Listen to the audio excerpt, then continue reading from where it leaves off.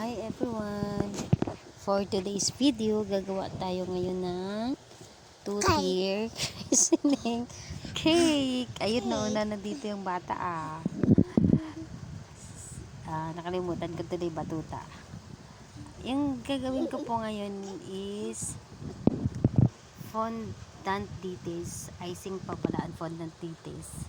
Ay nga po pala kay Miss Chloe sa nag-order po nito, at saka happy christening po sa inyong pamangkin kay Zed and Lexus. Ayun, dito na tayo guys. So gamit ko nga po pala dyang icing is whip it, at saka ang size po pala nitong cake ay 6x4 ang taas, at saka 8x4 din yung baba. Ayun. Ayan yung pala sa napapansin nyo, hindi talaga siya pantay pagkalagay kasi late ko na na-realize na may design po pala dyan sa may harap. So kaya struggle po talaga sa pagpapaikot kasi hindi nga pantay. Ayan, tignan nyo. Ayan, tignan nyo guys. So ayan, tignan nyo. Kasi huli ko na nalaman kaya hindi ko na siya ginalaw. Inusog ko na lang talaga yung cake. Ayan. Pero kinikerry naman, ayan. Yung pinapakinis ko talaga siya. Madali lang naman magpakinis, kaya lang talagang hindi lang pantay yung task ko.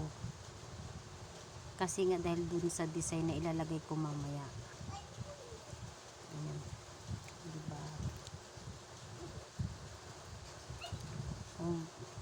So, ayan. Hindi pa rin tapos kakaikot. So, ito guys, ito na pala ang finished product natin. Ayan. Thank you. Thank you ulit. And thank you for watching. May batang makulit watching. Ayan, o diba? Ayan. Sabi mo thank you. Thank you. Thank you for watching. Thank you for watching. Hindi nakikisali talaga siya.